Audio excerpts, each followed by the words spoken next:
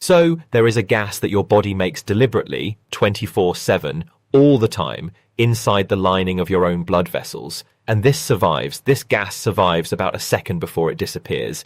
It's called nitric oxide. I talk about it literally all the time in most of my videos. And we actually use a synthetic version of it in emergency medicine and in cardiology when somebody's literally having a heart attack because, it is so powerful. We literally use something called GTN, glyceryl trinitrate, which is the synthetic version of nitric oxide. That is the spray or the tablet that goes under your tongue, and it opens up your arteries in a bit of a hurry to hopefully save your life during a heart attack. Now, the reason it matters so much is that the inside of every single artery in your body is lined with a tiny single layer of cells called your endothelium. And those cells release nitric oxide into the muscle that is wrapped around within the vessel wall, and it tells that muscle to relax so that your artery can open up a bit wider and then the blood moves through a bit more easily. The direct result of that precise pathway is a drop in your blood pressure, because if you widen a pipe but you keep the same volume of fluid or blood going through it, then obviously the pressure inside has to fall. But the part that gets talked about far less is what nitric oxide actually does to inflammation in your body. When you're producing plenty of nitric oxide, the inner surface of your arteries stays very smooth and slippery. So your white blood cells, which are your immune cells, and your platelets as well, the tiny fragments that are in your blood that clump together to form a clot when you bleed, those sorts of things slide straight past. But when nitric oxide production falls down a bit, that surface inside your artery becomes a bit more sticky. So what happens is that cholesterol particles can work their way into the wall of the vessel, and then your white blood cells, your immune cells, follow them and have to try and clear up the mess, and they basically just end up trapped there. And that combination is slowly forming the plaques that can lead to heart attacks and strokes. That is the very, very simple version of that pathway. So cholesterol and inflammation obviously are two halves of the same process. And this carries on for decades and decades while you feel completely fine. Disease is happening right now in all of you. It's just a question of, the extent of it. So today we're going to go through 6 ways to raise nitric oxide to try and protect against exactly what I've just talked about. If you're new to the channel, then thank you so much for watching this video. I really do hope you found it useful.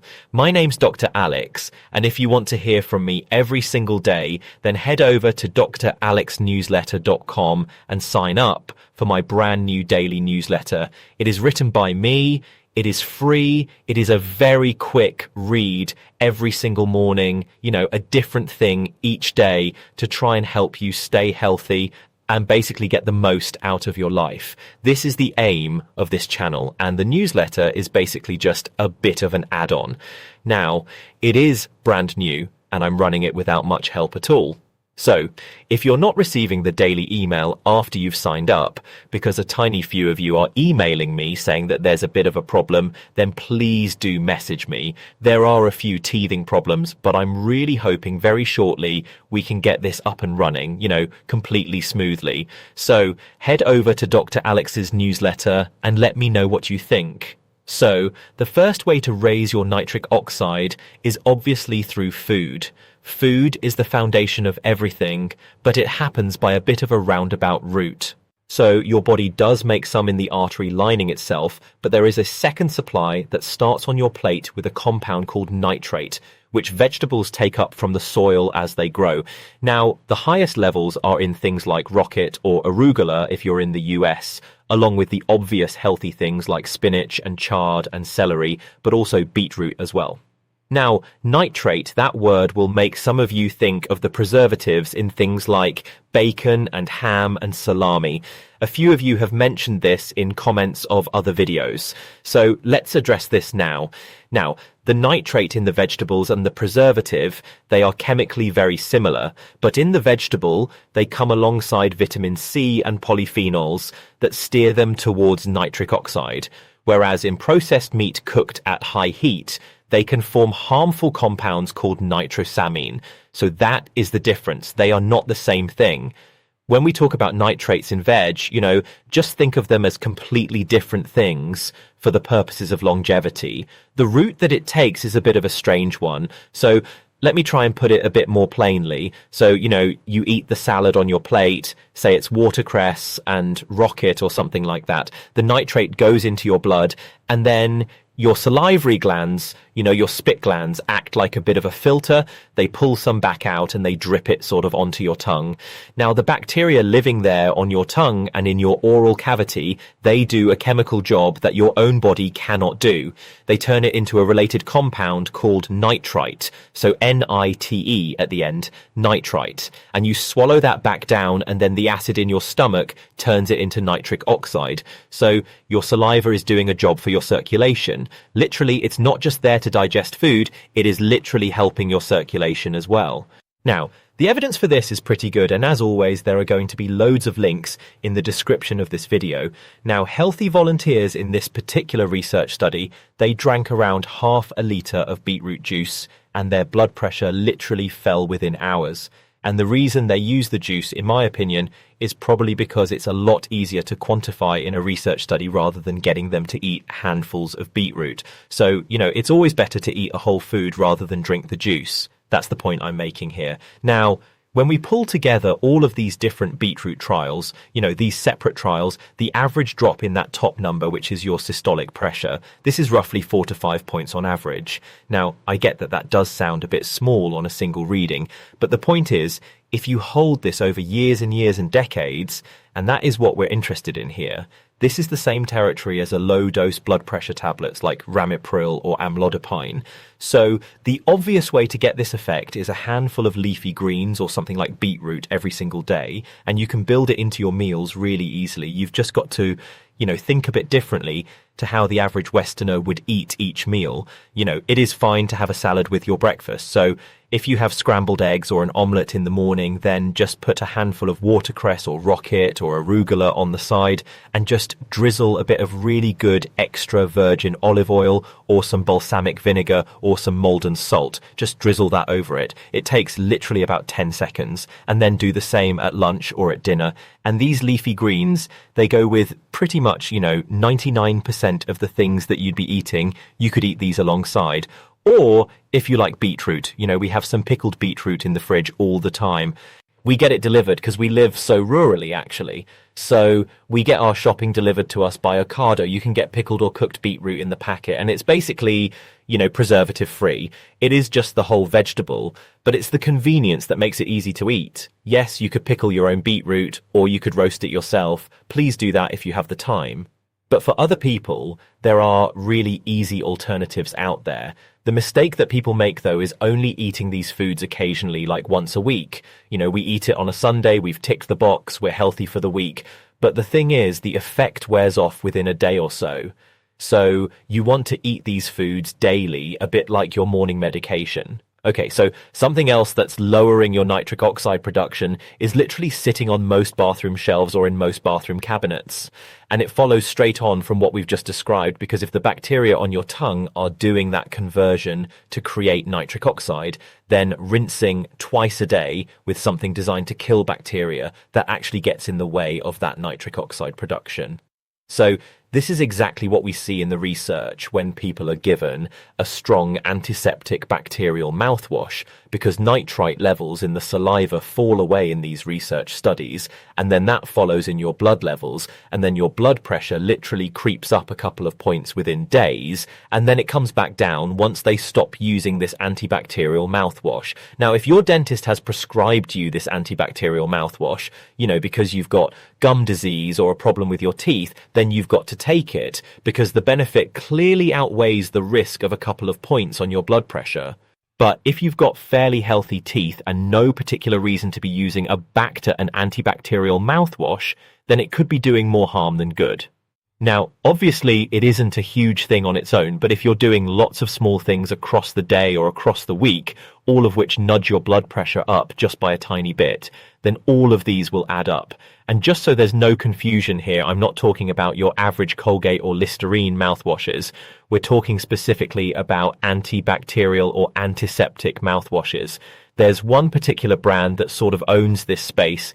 and it'll be very clear on the bottle which ones I'm referring to.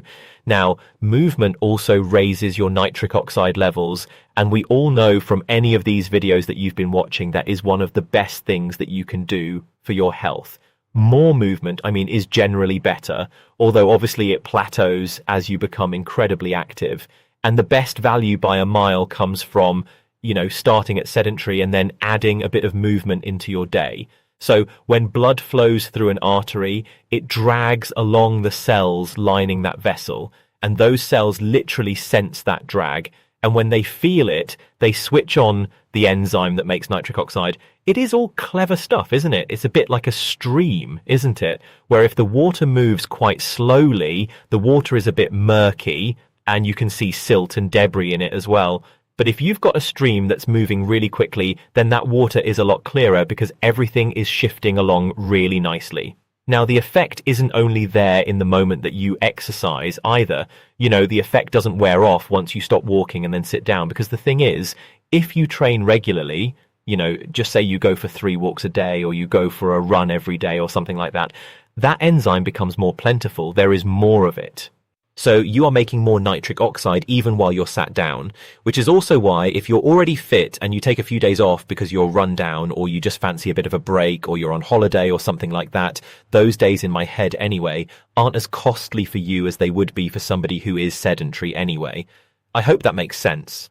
Now, the other half of this is sitting, because a few unbroken hours in a chair like I am today, batch recording the next week's worth of videos, this really does reduce how well the arteries in your legs open up.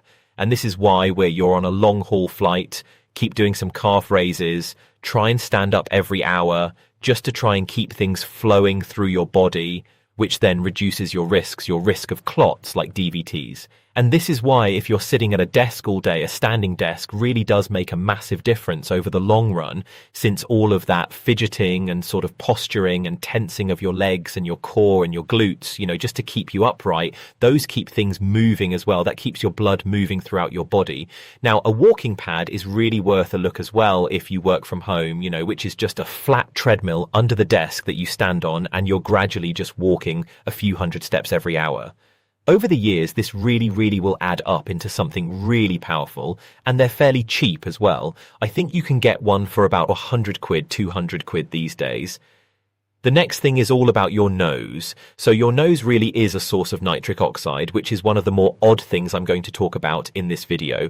Now, your sinuses, which are these air-filled sort of pockets or spaces in the bones around your nose and cheeks, these produce a considerable amount of nitric oxide. And breathing in through your nose carries that and gets that gas into your lungs, where it helps open up the airway so oxygen can cross into the blood more efficiently. Now, if you breathe through your mouth, then you will skip a lot of that pathway.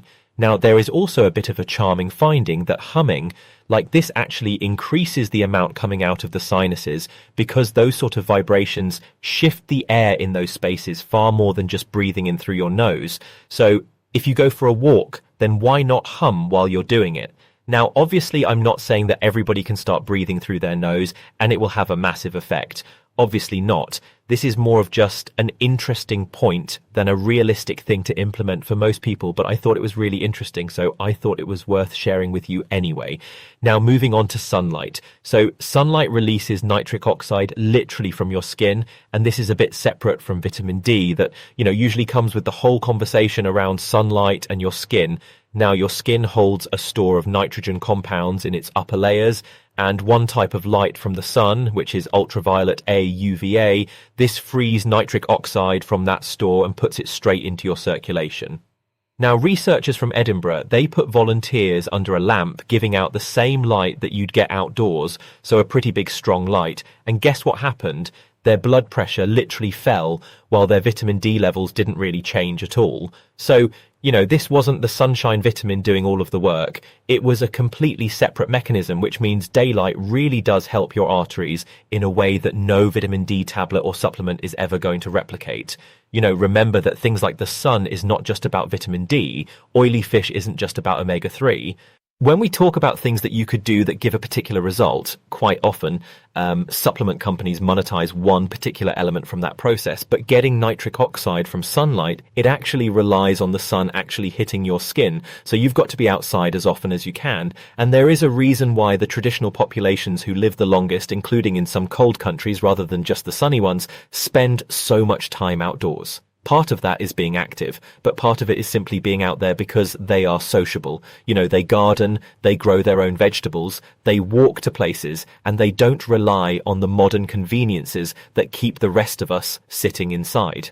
Now, the most important one is arguably not making more nitric oxide, but actually destroying less of it, because you can eat all of the beetroot you'd like, and it will not help if you're wiping that out as fast as you make it. So this is called oxidative stress, meaning your body is making more damaging molecules than it can neutralize. Now, the main culprit has an amazing name. It is called superoxide, which is a free radical, which, you know, these things are bad. We don't like these things. And the simplest way to picture that is like an unstable molecule with a spare electron that is desperate to grab hold of something else. Now, what it grabs is your nitric oxide, and the two combine into a compound that cannot open your arteries, and it actually damages the lining of your artery. So you are pouring water into a bucket with literally like a hole in the bottom. Now, the things that make the hole are the ones that you would expect: smoking and vaping, and your blood sugar spiking all the time, and, you know, a raised HbA1c year after year, or fat packed around your organs producing inflammatory signals, and poor sleep, and a stressful environment. And also, in particular, untreated sleep apnea, where your airway repeatedly closes overnight, and then your oxygen levels dip, and your CO2 climbs. And, you know, this is something that a lot of people have, that they never get checked out. They just wake up in the morning with a bit of a headache, feeling really groggy, even though they maybe spent 8 or 9 hours in bed. The point I'm making here is that for a lot of people, the easiest thing that they can do isn't adding a load of good stuff in, it is simply taking the bad stuff out. Now, foods rich in polyphenols, which are those natural compounds made by plants, they obviously do help to protect it. And the ones in cocoa actually have the best data of anything in the sort of area, with trials showing better artery function within hours of eating this cocoa, alongside things like extra virgin olive oil and berries and green tea and all of these sorts of things. And now, obviously, that doesn't mean going out to buy a load of Cadbury's or Hershey's or, you know, Maltesers or anything like that. It means, you know, a couple of squares of dark chocolate, something like 80% or 100% dark chocolate after your dinner as a bit of a treat, perhaps with a medjool date, where we sort of split it open and put that square dark chocolate in it. And you couldn't really eat more than a couple of those, but, you know, it is doing something really good for you at the same time. So those are the 6 things that I would recommend. And you'll have noticed that they overlap almost entirely with everything else that keeps a person well over a lifetime, which is usually a decent sign that you're looking at something real. Now, have a read of the studies linked underneath to come to your own conclusions, and let me know in the comments if there's anything that I've missed that you think is really important as well. Now, if your blood pressure is already perfectly normal and you think you already live a really healthy life, then that's amazing. But don't think that, you know, these things don't apply to you because you're looking after the lining of your arteries by doing this for the next 30 or 50 years, perhaps. So I really hope that video was interesting and useful. Please do support what I'm doing here by giving the video a like and subscribing to the channel as well if you want to see more videos like this. Now, when it comes to food, I've mentioned in a couple of videos that me and my wife, Steph, we are working on something really, really interesting at the moment that I've hinted at a few times in the past early on in this channel, all about food. And if you want to hear more about this, then just keep an eye on any food-related videos where we'll sort of drip a bit more information about what we're working on over the next few weeks or sort of couple of months. Anyway, have a great day wherever you are, and I'll see you next time.